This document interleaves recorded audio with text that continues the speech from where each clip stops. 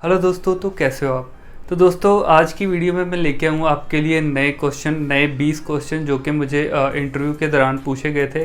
तो जो मेरा रिटन टेस्ट हुआ था उसमें ये क्वेश्चन आए थे। तो दोस्तों, अगर आप रेगुलर मेरी वीडियोस देखते होगे तो आपको पता होगा लास्ट टाइम मैं वसंत कुंज में एक हॉस्पिटल में गया था, जहाँ की मैंने आपके साथ इंटरव्यू शेयर करी थी कि इंटरव्यू के दौरान उन्होंने क्या क्या पूछा। तो उसके बाद मैंने आपको बोला था कि मैं कुछ जो वहाँ पे मतलब रिटन में जो टेस्ट आए उसकी वीडियो बनाऊंगा। तो उसी हॉस्पिटल के ये क्वेश्चन है। तो अगर आपने मेरी प्रीवियस वीडियो नहीं देखी तो आप इंटरव्यू के रिलेटेड जो मेरी वीडियो थी वो चेकआउट कर सकते हो। तो उसी हॉस्पिटल के ये क्वेश्चन मैं आज आपके साथ शेयर करने जा रहा हूँ। तो टोटल 20 क्वेश्चन है। तो वीडियो को शुरू से एंड तक पूरी जरूर देखना, एक भी क्वेश्चन स्किप मत करना, क्योंकि वहाँ पे मे बी आपको यही क्वेश्चन पेपर आ जाए।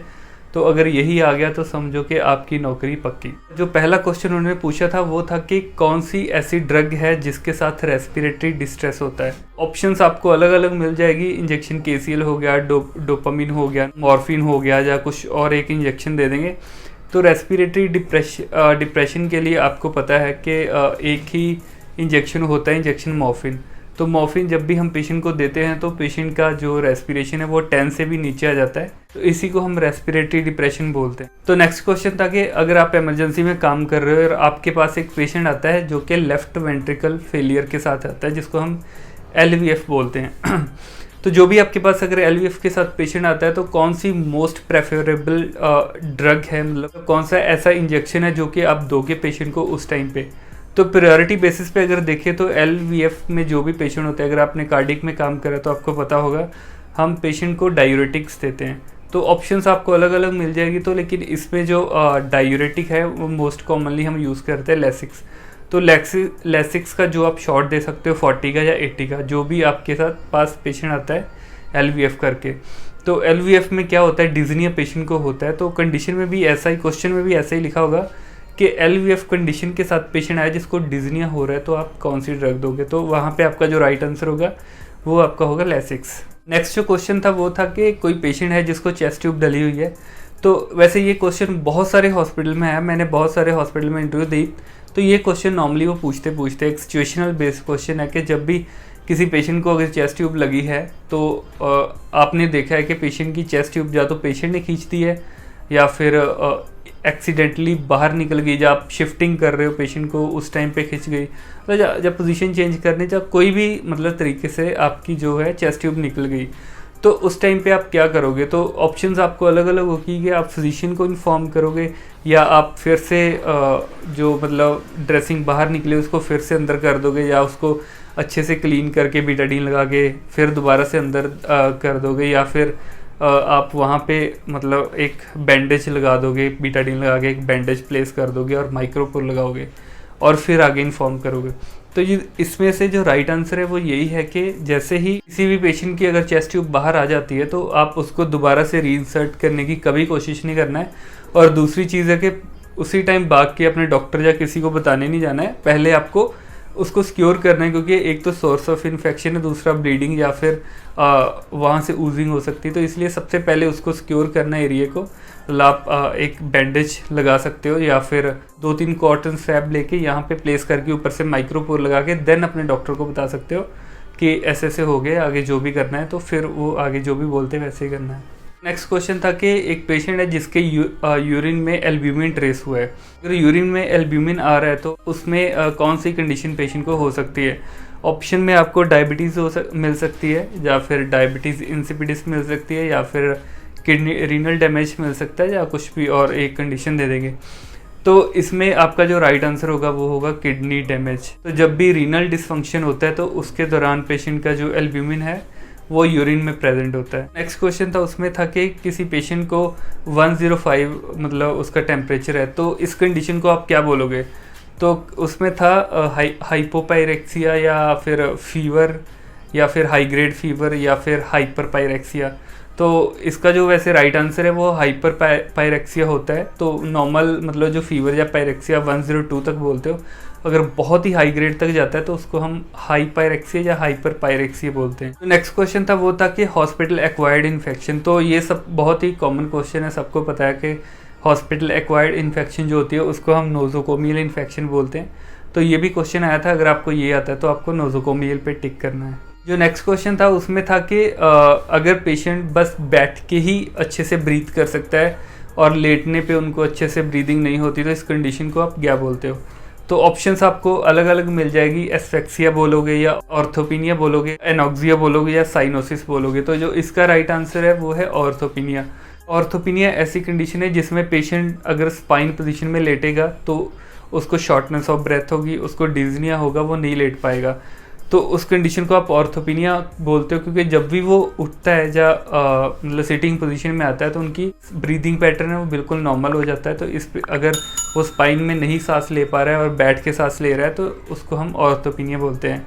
तो एस्फेक्सिया इसमें हम नहीं बोल सकते, क्योंकि एस्फेक्सिया वो स्टेट है जिसके अंदर पेशेंट को शॉर्टनेस ऑफ ब्रेथ होती है, लेकिन लेट के भी हो सकती है, बैठ के भी हो सकती है। तो साइनोसिस जो कंडीशन है वो भी यहाँ पे ठीक नहीं है, क्योंकि साइनोसिस का मतलब है कि ब्लूइश डिस्कलरेशन हो जाना due to deprivation of oxygen. यहाँ पे एनॉक्सिया जो कंडीशन है वो भी ठीक नहीं है, क्योंकि एनॉक्सिया का मतलब होता है एब्सेंस या फिर डेफिशिएंसी ऑफ ऑक्सीजन। तो नेक्स्ट क्वेश्चन था कि why 18 gauge cannula is preferred for blood transfusion. तो जब भी ब्लड का ट्रांसफ्यूज करते हैं, पेशेंट को ब्लड ट्रांसफ्यूज करते हैं, तो 18 गॉज का कैनुला क्यों लगाते हो? तो ऑप्शंस आपको अलग अलग मिल जाएगी। तो नॉर्मल जो इसका रीज़न होता है, एक तो इसका जो बोर है वो मोटा होता है, और इसके साथ जितने भी हमारा मतलब ब्लड में जो आरबीसीज होते हैं उनकी डिस्ट्रक्शन नहीं होती है, और दूसरी चीज़ है कि इसके साथ फ्लो जो है वो एडिक्वेट रहता है, मतलब ब्लड क्लॉट नहीं होता है, फ्लो सही से बना रहता है। नेक्स्ट जो क्वेश्चन था वो था कि हैजार्ड्स विद कैथेटराइजेशन। तो यूरिन फॉलिस कैथेटर डालते टाइम कौन कौन सी प्रॉब्लम हो सकती है उसके बारे में था। तो ऑप्शंस इन्होंने बिल्कुल सारी ठीक दे रखी थी, जैसे इरिटेशन होती है, या फिर इन्फेक्शन हो सकती है, या फिर टिश्यू इंजरी हो सकती है, या फिर ऑल ऑफ द अबव। तो इसका जो राइट आंसर है वो ऑल ऑफ द अबव है, बिकॉज ये तीनों कंडीशन इसमें हो सकती है। तो दोस्तों जो नेक्स्ट क्वेश्चन था कि what is the common gram negative bacteria which is found in the hospital setting.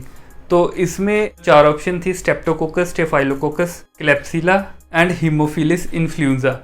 तो इसका जो मतलब मैंने जो राइट आंसर करा था वो मैंने क्लेप्सिला पे करा था, क्योंकि क्लेप्सिला जो है वो भी ग्राम नेगेटिव बैक्टीरिया में आता है। लेकिन मेरा जो आंसर था वो गलत था, मुझे पता नहीं क्यों। लेकिन अगर आप गूगल पे भी सर्च करते हो तो आपको, अगर आप लिखते हो तो आपको क्लेप्सिला ही वहाँ पे शो होता है कि यही most common gram negative bacteria है।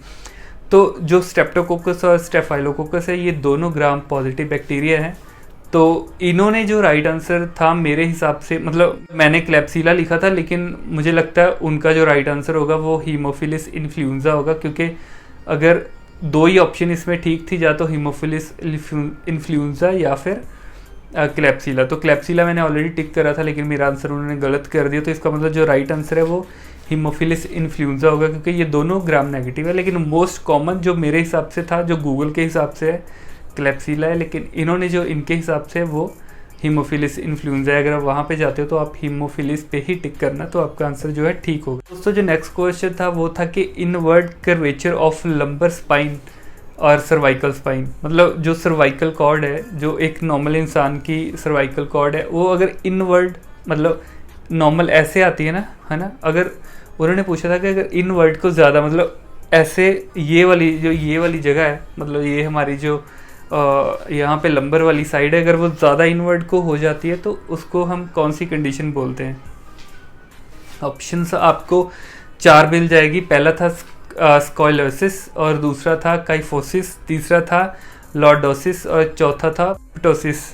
तो चारों ही कंडीशन अलग अलग है। अगर आपको नहीं पता होगा तो ऑब्वियसली आप कंफ्यूज हो जाओगे, तो मैं आपको चारों के बारे में जल्दी से बता देता हूँ। तो जो स्कोलोसिस है उसका आप सीधा एस से याद रख सकते हो, साइड वे, मतलब जैसे नॉर्मल ऐसे सीधी होती है ना, मतलब थोड़ा सा ऐसे इनवर्ट को होती है लेकिन होती सीधी है। इसमें क्या होता है कि ये मैं नीचे साथ में फ़ोटो दे देता हूँ, आप देख सकते हो कि कैसे होती है। ये थोड़ी सी साइड पे हो जाती है। काइफोसिस है, इसको हम हंचबैक भी बोलते हैं। इसमें जो स्पाइनल कॉर्ड है वो थोड़ी सी आउटवर्ड कर्वेचर होता है इसका, ठीक है। उसके बाद लॉर्डोसिस, जो कि इसका राइट आंसर था। लॉर्डोसिस में जो थोड़ा सा इनवर्ड कर्वेचर होता है। और उसके बाद जो पिटोसिस है, पिटोसिस तो होता है कि जो हमारी ये आईलिड होता है, आईलिड मतलब नीचे गिरी रहती है। कुछ मैंने बहुत सारे ऐसे, मेरे साथ भी एक लड़की थी, उसकी भी यही प्रॉब्लम थी, मतलब वो आँख खोल नहीं सकती थी, ये आईलिड उसकी नीचे गिर जाती थी। तो किसी को हेरिडिटरी हो सकता है या किसी को बहुत ही एक्सट्रीम वीकनेस की वजह से भी हो सकता है। तो लेकिन अननोन कॉज है, इसका भी कुछ कंफर्मेशन नहीं है कि इसका एग्जैक्ट कॉज किसी को पता नहीं है। लेकिन जो मतलब स्टडी के अकॉर्डिंग तो यही है कि या तो किसी को हेरिडिटरी हो सकती है, किसी के माँ बाप में या फैमिली में किसी को तो हो सकती है, या फिर किसी को एक्सट्रीम वीकनेस की वजह से पिटोसिस हो सकता है। तो दोस्तों जो नेक्स्ट क्वेश्चन था वो था टाइप्स ऑफ ट्रैक्शन। ट्रैक्शन कितने टाइप की होती है? तो जो इसके आंसर थे वो था स्किन ट्रैक्शन, दूसरा था स्केलेटल ट्रैक्शन, तीसरा था बोथ और चौथा था नन ऑफ द अबव। तो इसमें जो है दो तरह की होती है, दो टाइप्स की होती है, स्किन प्लस स्केलेटल। तो अगर आपको ये क्वेश्चन आता है, मतलब आएगा ही वहाँ पे, तो आपको स्किन और स्केलेटल दोनों वाले पे टिक करना है। नेक्स्ट क्वेश्चन था वो था कि ट्रीटमेंट रेजिम फॉर टीबी। तो टीबी के लिए इन्होंने मतलब 4 ऑप्शंस दी थी। पहला थी आइसोनियाजिड, दूसरी थी रिफेम्सिन और तीसरी थी इथेम्बुटोल और चौथी थी ऑल ऑफ द अबव। तो इसका जो राइट आंसर है वो भी ऑल ऑफ द अबव है, क्योंकि ये तीनों मेन ड्रग है जो कि यूज़ करते हैं टीबी में। मतलब जब भी किसी पेशेंट को टीबी होती थी, ये 3 जो ड्रग है ये तो 110% चलाते हैं। तो इसलिए इसका जो राइट आंसर है वो ऑल ऑफ द अबव है, बिकॉज आइसोनियाजिड, इथेम्बुटोल और रिफेम्सिन ये तीनों इसकी ड्रग ऑफ चॉइस होता है टीबी का। तो दोस्तों नेक्स्ट जो क्वेश्चन था बहुत ही इजी क्वेश्चन था कि provide support to the patient in sitting position, which measure can be use. तो ये तो मतलब इसकी जो ऑप्शंस भी थी वो भी था, एक फुट रेस्ट था, एक सैंडबैग था और एक कॉटन रिंग्स था। जो चौथा ऑप्शन था वो था बैक रेस्ट। तो इसका जो इसका जो राइट आंसर है वो बैक रेस्ट ही है, क्योंकि सिटिंग के दौरान बैक सपोर्ट को ही हम बैक रेस्ट बोलते हैं। तो इसमें सैंडबैग तो ठीक नहीं था, क्योंकि सैंडबैग हम तब प्लेस करते हैं जब आप किसी आर्टरी को पंक्चर करके वहाँ से शीथ जो है वो बाहर निकालते हो और वहाँ पे प्रेशर रखने के लिए, ब्लड को बंद करने के लिए आप सैंडबैग का यूज़ करते हो। कॉटन रिंग का जो है हेड रिंग जो आप यूज़ करते हैं यहाँ पे सर के नीचे रखते हैं जब हमने पेशेंट को इंटूबेट करना होता है। उसके बाद फुट रेस्ट तो आप तब रखते हो जब पेशेंट को आप बिठाते हो, तो पैरों के नीचे रखने के लिए आप वो यूज़ करते हो। तो दोस्तों जो नेक्स्ट क्वेश्चन था वो था कॉजेज़ ऑफ प्रेशर सोर। तो जो भी बेड सोर पेशेंट को बन जाते हैं उसका कॉज क्या होता है? तो इन्होंने जो 4 ऑप्शंस दिए थे उसमें पहला था फ्रिक्शन, दूसरा था प्रेशर और तीसरा था मॉइस्चर और जो चौथा था वो था ऑल ऑफ द अबव। तो इसका जो राइट आंसर है वो ऑल ऑफ द अबव ही है, क्योंकि प्रेशर पड़ेगा तो भी चांसेस हो सकते हैं कि बेड सोर हो जाए। उसके बाद अगर पेशेंट को स्किन का फ्रिक्शन होगा तो भी चांसेस है कि बेड सोर बन जाए। अगर मॉइस्चर होगा तो बहुत ज़्यादा चांसेस है कि बन जाएगा। तो दोस्तों जो नेक्स्ट क्वेश्चन था वो था कि which abbreviation can be used for the inflammation of tongue. तो टंग की इन्फ्लेमेशन हो तो आप कौन सी कंडीशन मतलब कौन सा एब्रीवेशन यूज़ करते हो? तो 4 ऑप्शन था, स्टोमेटाइटिस, जिंजिवाइटिस, ग्लोसाइटिस और एक था टॉन्सिलाइटिस। तो टॉन्सिलाइटिस को तो आप सीधा एलिमिनेट कर सकते हो, वो तो आपको पता है कि टॉन्सिल्स की जब इन्फ्लेमेशन हो जाती है तो उसको हम टॉन्सिलाइटिस कहते हैं। दूसरा है जिंजिवाइटिस, उसको भी आप साइड पे कर सकते हो, उसका आपको पता है कि गम्स की जब इन्फ्लेमेशन हो जाती है तो उसको बोलते हैं। तो जो 2 मेन ऑप्शन थी जो कि कन्फ्यूज़ करने वाली थी वो थी स्टोमेटाइटिस, एक थी ग्लोसाइटिस। तो इसका जो राइट आंसर है वो है ग्लोसाइटिस। ग्लोसाइटिस हम बोलते हैं जब इन्फ्लेमेशन हो जाती है टंग की, और जो स्टोमेटाइटिस है वो हम बोलते हैं जब पूरी ओरल कैविटी कहीं से भी मतलब ओरल कैविटी में इन्फ्लेमेशन होती है, उसको हम स्टोमेटाइटिस बोलते हैं। तो उसके बाद हमारा फेवरेट क्वेश्चन था कि इंक्रीज्ड हार्ट रेट को क्या बोलते हैं? तो वो आप सबको पता है, हार्ट रेट बढ़ गई तो उसको बोलेंगे टैकीकार्डिया। कम और इसके बिना अगर कम होगी तो ब्रेडिकार्डिया, अगर रेस्पिरेशन रेट बढ़ गया तो टैकीपीनिया, और अगर रेस्पिरेटरी रेट कम हो गया तो ब्रेडिपीनिया। ब्रेडिपीनिया किस में होता है? जब पेशेंट को मॉर्फिन देते हो। और जो नेक्स्ट क्वेश्चन था वो था कि pulse can be feel by pressure on. मतलब आगे 4 ऑप्शंस थे कि किस जगह पे प्रेशर डालने के साथ आप पल्स फील कर सकते हो। ऑप्शन में था कैपिलरी, वेन, आर्टरी और एनी अदर वेसल्स। तो वहाँ पे जो राइट आंसर है वो आप सबको पता है, आर्टरी होता है। आर्टरी को ही हम फील करते हैं एज ए पल्स।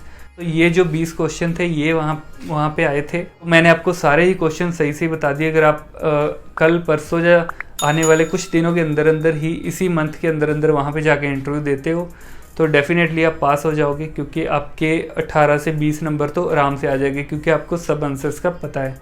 ठीक है, तो ट्राई करना, वहाँ पे ज़रूर जाओ संत कोचेवाले में हॉस्पिटल में। तो अगर आपको इंटरव्यू वाली आपने वीडियो नहीं देखी तो ज़रूर उसको देखो, आपको पता चल जाएगा कि कैसे इंटरव्यू हुई थी मेरी वहाँ पे, तो आप भी एक आइडिया ले लोगे। तो दोस्तों बेस्ट ऑफ लक, जरूर जाओ और इंटरव्यू अपनी क्लियर करो। आई होप आप सब अपनी इंटरव्यू जरूर क्लियर करोगे। तो अगर वीडियो अच्छी लगी हो तो वीडियो को लाइक ज़रूर करना, चैनल को सब्सक्राइब करना अगर चैनल पे नए हो। तो बहुत ही जल्दी हम मिलते हैं नेक्स्ट वीडियो में, तब तक के लिए बाय बाय।